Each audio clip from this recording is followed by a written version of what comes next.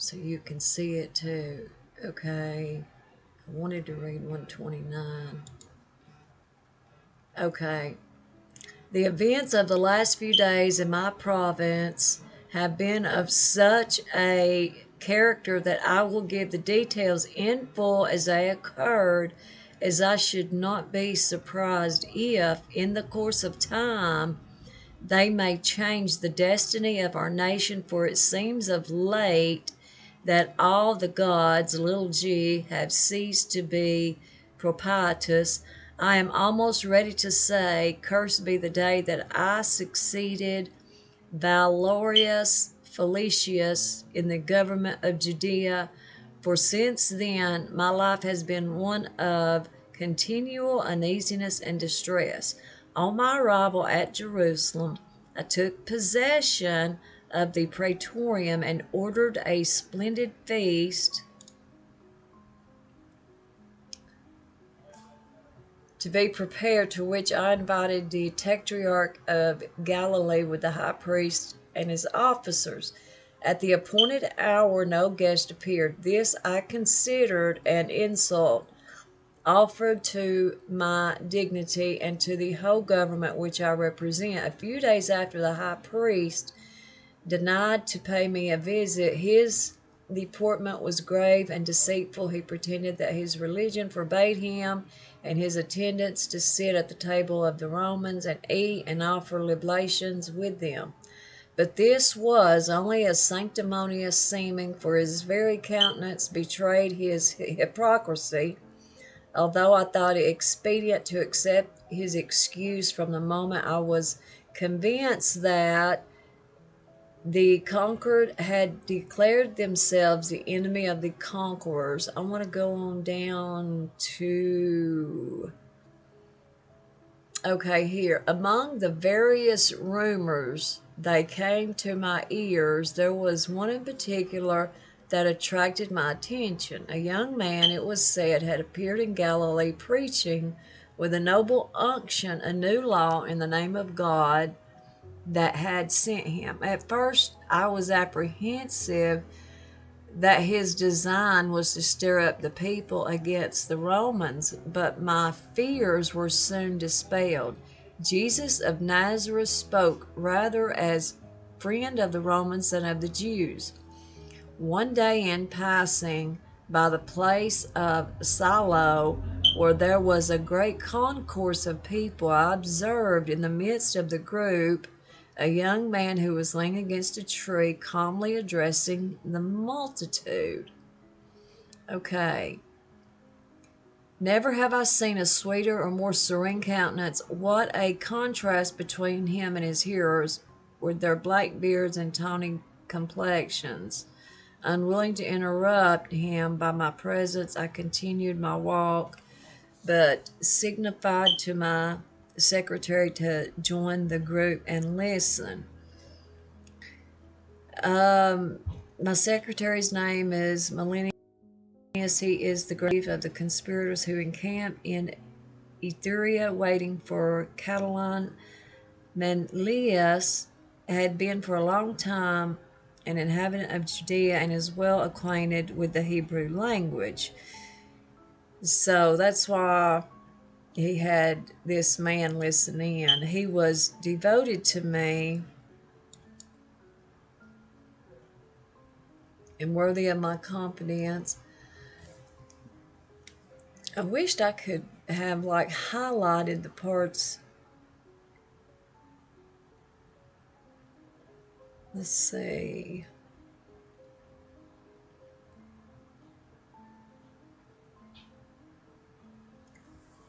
I'm going to go to page 137. I've got that written down. Now you can go online and read this for yourself.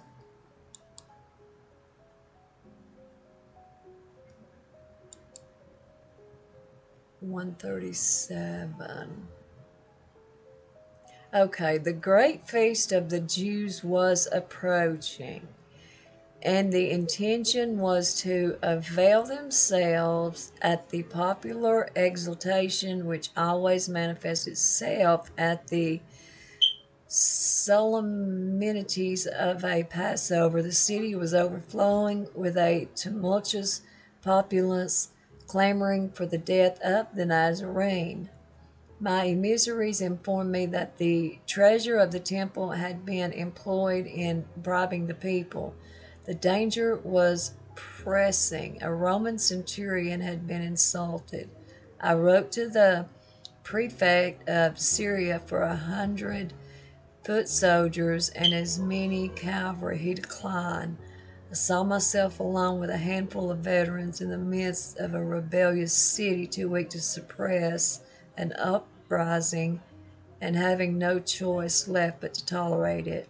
They had seized upon Jesus, and the seditious rabble, although they had nothing to fear from the praetorium, believing, as their leaders had told them, that I winked at their sedition, continued vociferating, "Crucify him, crucify him." Three powerful parties had combined together at that time against Jesus. First, the Herodians and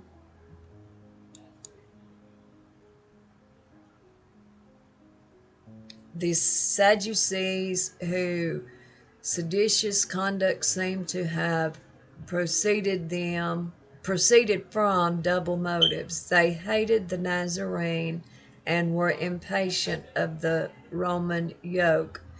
They never forgave me for having entered the holy city with banners that bore the image of the Roman emperor, and although in this instance I had admitted a fatal error, yet the sacrilege did not appear less heinous in their eyes.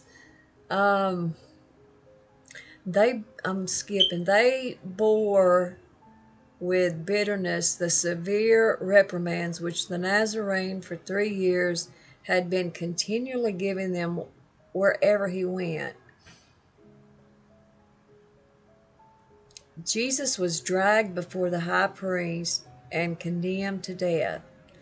It was then that the high priest Caiaphas performed a divisory act of submission. He sent his prisoner to me to confirm his condemnation and secure his execution. I answered him that as Jesus was a Galilean, the affair came under Herod's jurisdiction and ordered him to be sent thither.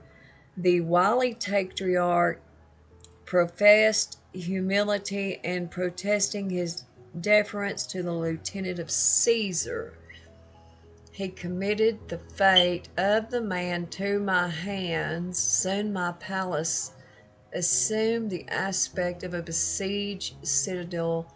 Every moment increased the number of the malcontents. Jerusalem was inundated with crowds from the mountains of Nazareth. All Judea appeared to be pouring into the city. Somewhere in here I read that they were all so afraid of him.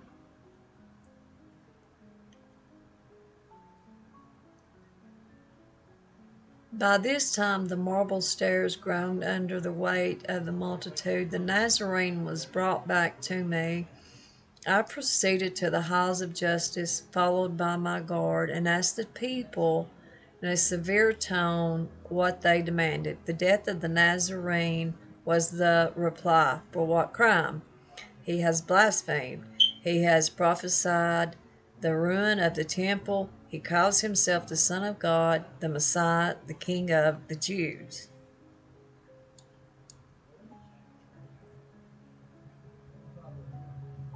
On page 140, crucify him, I cried, the relentless rabble. There was only one who appeared to be calm in the midst of the vast multitude. It was the Nazarene.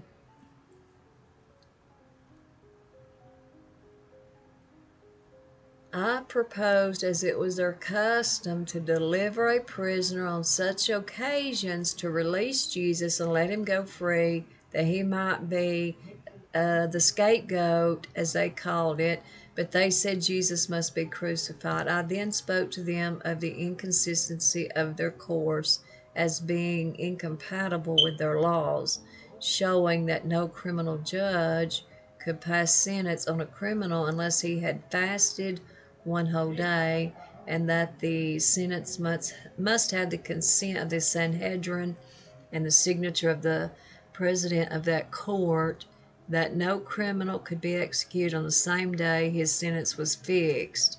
And the next day, on the day of his execution, the Sanhedrin was required to review the whole proceeding. Also, according to their law, a man was stationed at the door of the court with a flag, and another a short way off on horseback, to cry the name of the criminal and his crime, and the names of his witnesses, and to know if any one could testify in his favor, and the prisoner on his way to execution had the right to turn back 3 times and to plead any new thing in his favor. I urged all these pleas, hoping they might awe him into subjection, but still they cried, "Crucify him, crucify him." I then ordered Jesus to be scourged, hoping this might satisfy them, but it only increased their fury. Okay, I called for a basin, washed my hands in the presence of the clamorous multitude, testifying that in my judgment Jesus of Nazareth had done nothing deserving of death, but in vain it was his life these wretches thirsted for. Okay. By, de- by degrees the day darkened like a winter's twilight, such as had been at the death of the great Julius Caesar. It was likewise the Ides of March. I, the continued governor of a rebellious province, was leaning against a column of my basilic, contemplating athwart the dreary gloom these friends of Tartarus dragging to execution the innocent Nazarene. Okay, let me skip over to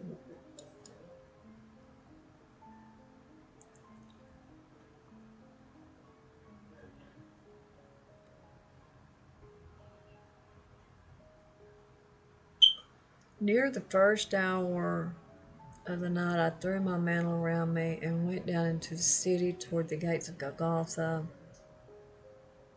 The crowd was returning home, still agitated, it is true, but gloomy, taciturn, and desperate. What they had witnessed had stricken them with terror and remorse. Okay. After his death, here, this is where Joseph goes. As I am told that Jesus taught a resurrection and a separation after death, if such should be the fact, then I am sure it commenced in this vast crowd. "Father," said I to him, after gaining control of my feelings, "who are you, and what is your request?" "I am Joseph of Arimathea," replied he, "and am come to beg you upon my knees the permission to bury Jesus of Nazareth. Your prayer is granted," said I to him, and at the same time I ordered Manlius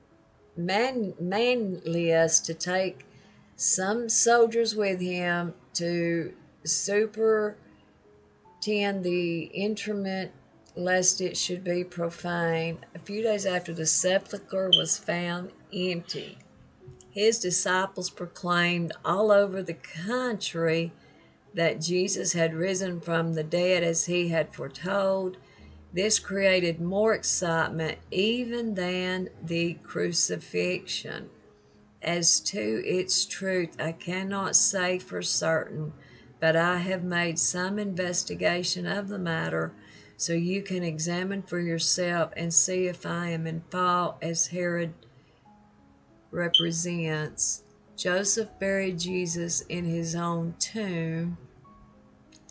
Whether he contemplated his resurrection or calculated to cut him another, I cannot tell.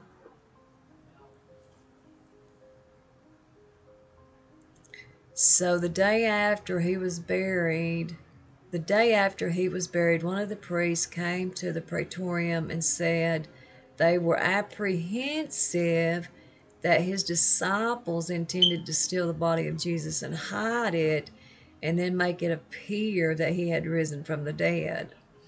Okay, so we all know the story of Jesus's crucifixion, his burial, and his resurrection.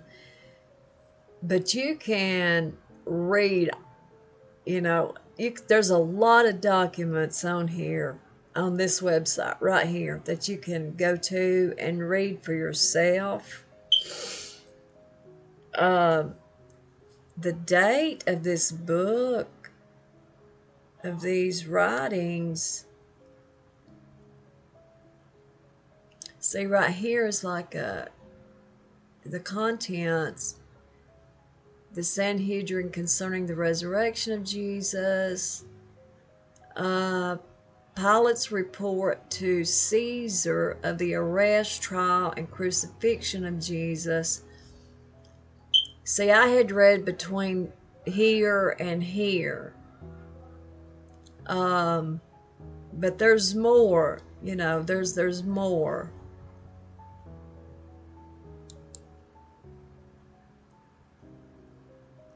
This was the copyright date on this is 1913.